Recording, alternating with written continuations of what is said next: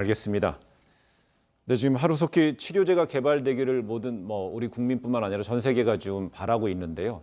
특히나 이런 어떤 코로나 바이러스 19의 진단 속도와 정확성을 높이는 인공지능 서비스도 빠르면 이달 안에 좀 나온다는 이야기가 있습니다. 신 교수님. 예, 실제로 알리바바 달마 연구소라는 곳에서요. 예. 이런 폐렴, 특히 코로나19로 인한 폐렴의 CT 영상 사진을 가지고 인공지능 분석을 한다는 거죠. 예. 그런 만큼 기존의 영상의학과 의사들이 판독하는 것보다의 그런 정확성을 기한다는 의미에서요. 테스트 결과에서 진단 효율이 96% 향상됐다는 겁니다. 네. 그만큼 빠르게 CT를 보고서는 코로나19를 판단할 수 있는 시스템이 장착이 될 것 같고요.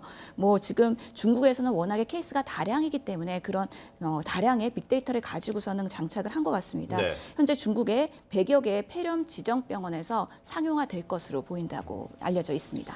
또 지금 이제 감염되는 것도 이제 공포스러운 일이라고 하고요. 또 근데 감염됐다가 나았는데 또 재감염되면 어떨까라는 우려도 있는데요.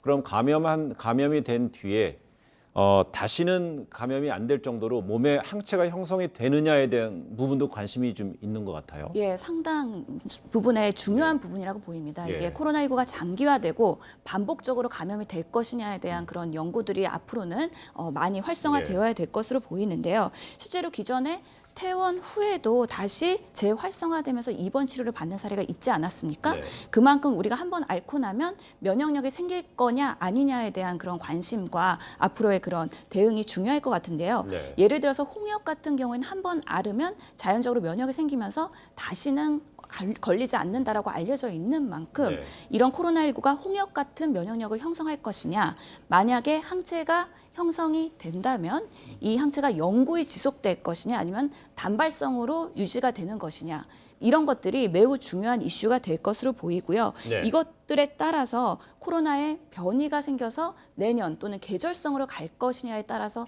이 대응하는 시스템이 달라질 것 같은데요. 네. 예를 들어서 이런 항체가 개발이 된다고 하면은 우리가 그리고 항체가 연구이 된다. 그러면 이런 것들을 통해서 백신 개발에도 상용화할 수 있는 긍정적인 부분이 있는 만큼 이런 면역학적 연구가 우리나라에서도 진행이 될 예정이고요. 예. 이 부분에 대해서 WHO의 연구진이 같이 합류해서 시작하기로 이야기가 된 바가 있습니다. 네, 특히 중국 연구진이 원숭이를 대상으로 한 실험에서 코로나19 항체를 확인했다는 보도가 나왔어요. 최단비 변호사. 네, 맞습니다. 예. 말씀하신 바와 같이 홍콩 사우스 차이나 모닝포스트가 보도한 바에 따르면 네.